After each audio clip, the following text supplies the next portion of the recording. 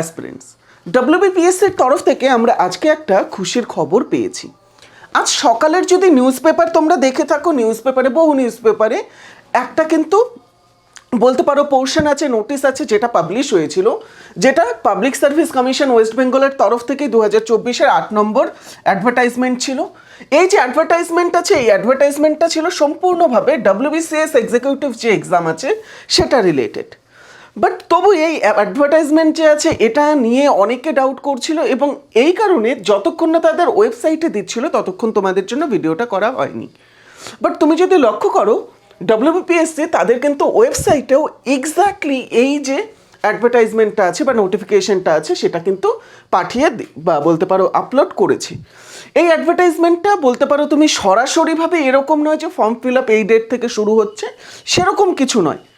এটা এক প্রকারের ইন্ডিকেটিভ অ্যাডভার্টাইজমেন্ট বলতে পারো। অর্থাৎ এখানে তোমাকে এক প্রকারে ইন্ডিকেট করা হচ্ছে যে ডব্লিউবিসিএস আসছে। যেরকম গেম অফ থ্রোনসে উইন্টার ইজ কামিং ছিল, সেরকমই ডব্লিউবিসিএস ইজ কামিং। বাট কবে আসবে সেটা এখনো শিওর নই। এই ক্ষেত্রে সবচেয়ে বড় যেটা হার্ডেল সেটা হচ্ছে ওবিসি কেস। কেননা এর আগে আমরা যদি লক্ষ্য করে থাকি, বহু সূত্রে আমরা জানতে পেরেছি, ইনফ্যাক্ট সরাসরি অফিসিয়াল সূত্রেও আমরা জানতে পেরেছি যে ওবিসি কেসটার জন্য যেটা সুপ্রিম কোর্টে ঝুলে আছে সেই কারণে কোনো রকম নতুন কিন্তু নোটিফিকেশন আসছে না। এবং আমরা যদি সেই কেসটাকেও দেখে থাকি, ডায়েরি নাম্বার 27287, সেই কেসটাতে যদি লক্ষ্য করি সেখানেও আমরা লক্ষ্য করব যে এই যে সম্পূর্ণ কেসটা আছে, এই কেসটা কিন্তু আগামী 22 তারিখ, নভেম্বরের 22 তারিখে আসছে পুনরায় হিয়ারিংয়ে।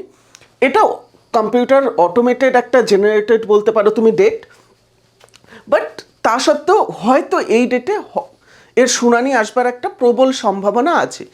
যদি এসে থাকে তাহলে আগামী 23 বা 24 তারিখ নাগাদই কিন্তু তুমি প্রপার নোটিফিকেশন যে আছে সেটা এক্সপেক্ট করতে পারো। এবং যদি এই ডেটে না এসে থাকে তাহলে আমি শিওর নই কী করে ডব্লিউপিএসসি তার নোটিফিকেশনটা আনবে এবং সেখানে ওবিসির বিষয়টাকে কি করে ট্যাকেল করবে। বাট তারা তাদের এই যে অ্যাডভার্টাইজমেন্ট আছে, এই অ্যাডভার্টাইজমেন্টে বলেছে যে ডব্লিউবিপিএসসির যে ওয়েবসাইট আছে https://psc.wb.gov.in, সেটাতে কন্টিনিউয়াস নজর রাখতে যে কোনো সময়ে এই প্রপার যে form fill up related notification বা ডিটেলড নোটিফিকেশন সেটা কিন্তু আপলোড হতে পারে। বাট যদি আমি ধরে নিচ্ছি যে এই ডেটটাতে শুনানি আসলো এবং তার এক সপ্তাহের মধ্যে নোটিফিকেশন এসেও যায়, তাহলে পরে আমরা লাস্ট উইকে নোটিফিকেশন দেখতে পারবো, লাস্ট উইক অফ নভেম্বর। এবং তাহলে ফর্ম ফিল আপটা চলবে সম্পূর্ণ ডিসেম্বর জুড়ে, ফর্ম ফিল আপ চলবে ডিসেম্বর ধরে।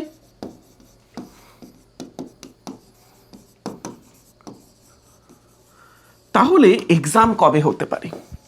প্রিলিমস দেখো, অ্যাটলিস্ট মার্চ মাসের 3rd উইক পর্যন্ত তো কোনো সময় নেই।